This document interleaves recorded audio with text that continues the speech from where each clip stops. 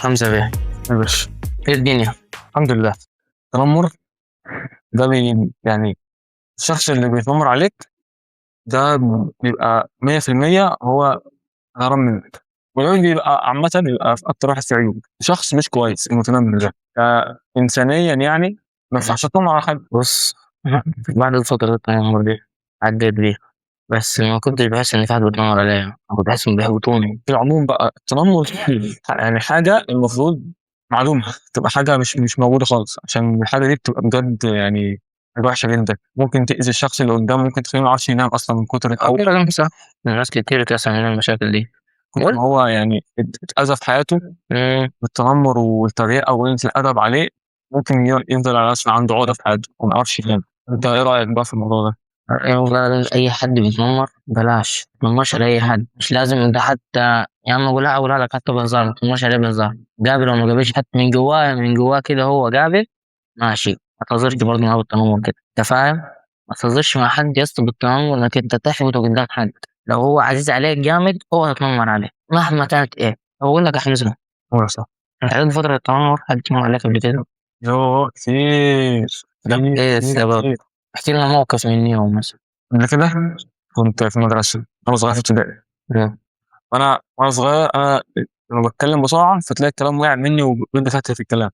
على طول كنت وأنا صغير بقى ما كانش عندي موضوع بقى. كنت صغير كنت بتكلم بطيء، بتكلم سريع، أتكلم كلام خفيف كده تلاقي برضه إيه فتحت.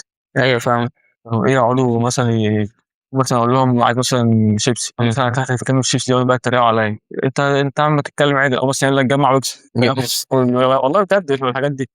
فالحاجات دي كانت بتضايقني. قدام شويه لما كبرت شويه اكتشفت ان اللي بيعمل كده هو واحد عنده نقص، واحد مثلا ما حدش بيحب واحد، ما حدش بيصاحب واحد، ما حدش بيقعد معاه. مم. بس فتلاقيه بيعمل كده طلع النقص تحس ان هو اصلا بيعمل الشو قدام الناس. بيطلع النقص اللي فيه عليك او فاهم على اي حد عمره بيتنمر عليه. فاهم. انا بحس ان الواحد لما بيعمل كده انت خلاص عايز تركبني المسرح، يعني انت خلاص عايز تعمل شو قدامهم.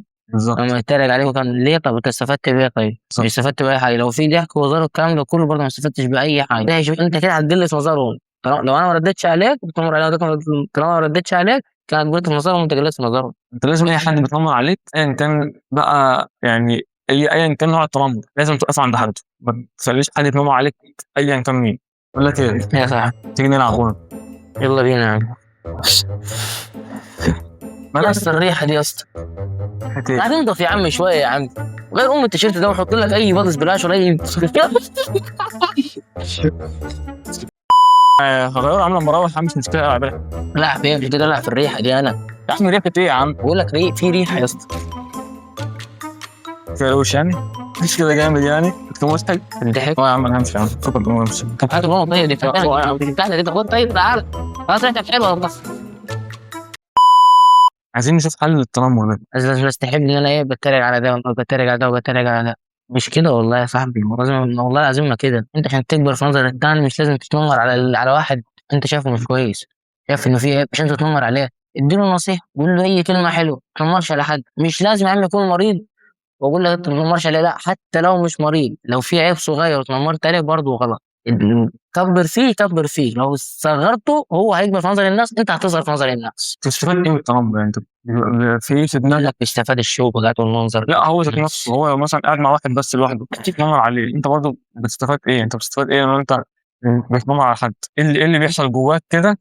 بتقول يعني انا تمام. يعني انت لما تتنمر على حد دلوقتي بتحس بايه؟ عايز اعرف يعني انت لما تحس ان انت هنت حد او تحس ان انت اذيت حد او جرحته او قلت منه قدام الناس، انت بتحس ايه جواك؟ يعني هو احنا عارفين طبعا بحس بايه، احنا اللي هو بيبقى بيولع من جوه عاوز يموت نفسه في ساعتها. انما انت بقى اللي اتنمرت عليه انت حسيت بايه؟ هل انت كده مستريح؟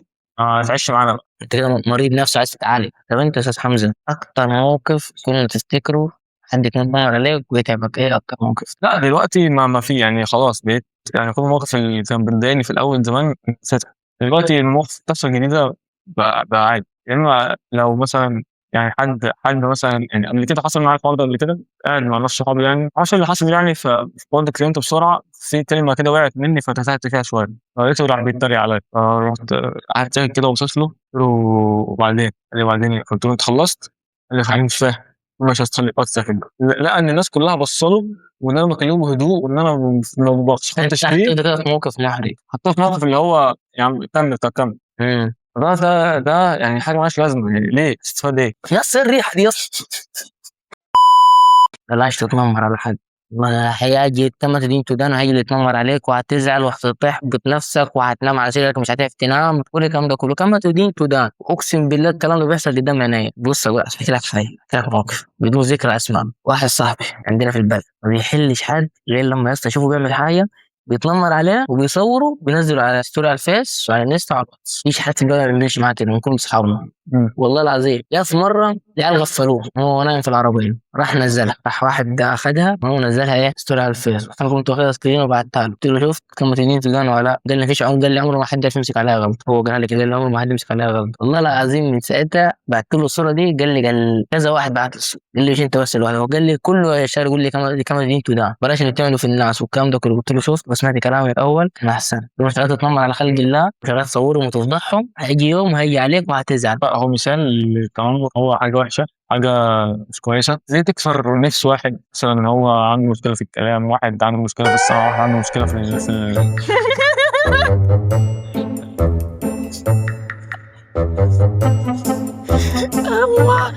منين ده؟ جه في يوم كنت ماشي برضه في الشارع فكنت بتريق على حد كانت امي معايا فبتقول لي خف تنمر على الناس غلط ما ينفعش والكلام ده كله. ساعتها بطلت. انت لما بتتريق على حد وتنمر على حد حتى لو بهزار بتقلب عليك انت في الاخر ده يعني فبلاش. في النهاية التنمر مرض لازم تعالج منه، وخليك دايما واثق إن المتنمر عذابه عند ربنا مش عند البشر. كانت حياتي النهاردة، طلع واسكت بس كده.